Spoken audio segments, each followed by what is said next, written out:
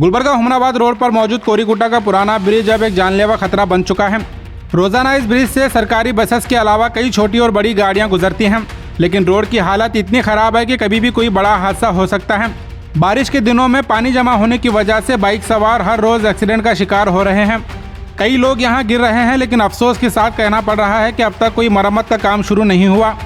कोरीकुटा गांव से social worker Abid Zaheer Gogi ने गुलबर्गा हेडलाइंस के जरिए बताया कि उन्होंने कई बार शिकायत की, मगर इलेक्टेड रिप्रेजेंटेटिव और एडमिनिस्ट्रेशन ने अब तक इस ब्रिज पर ध्यान नहीं दिया। आबिद जहीर ने साफ कहा है कि अगर किसी दिन इस ब्रिज से गुजरते वक्त कोई जानी नुकसान होता है तो उसकी जिम्मेदारी सिर्फ और सिर्फ नेताओं और अफसरों पर होगी। और अब उन्होंने चेतावनी भी दी है कि अगर इस ब्रिज को जल्द से जल्द रिपेयर नहीं किया गया तो आने वाले दिनों में बड़ा एहतजाज किया जाएगा। ये कोरीकोटा ओल्ड ब्रिज है। यहाँ पर बहुत सारे गड्ढे होने की वजह से बसेस को जाने करने के लिए तकलीफ हो रही। ये देखिए, गाड़ी वाला अगर दूसरा गाड़ी अगर साइड में ठहरा तो ये गाड़ी वालों को जाने के लिए तकलीफ है। और ये ओल्ड ब्रिज को कोई मेंटेनेंस नहीं कर रहे।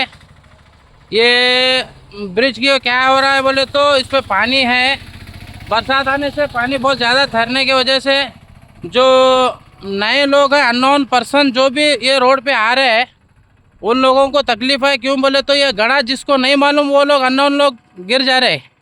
बहुत सारे लोगों को तकलीफ़ हो रही और कोई लीडर लोग मेंटेनेंस नहीं कर रहे। करेंगे बोल के वोटिंग के टाइम आते, बाद में कुछ नहीं कर रहे। बहुत ज़्यादा तकलीफ़ है। अब ये रोड आप लोग मेंटेनेंस करें तो बहुत बेहतर है, नहीं बोले तो हम स्ट्राइक करने का सोच रहे हैं। कोरीकोटा गांव से सभी लोग का यही एक अपील है।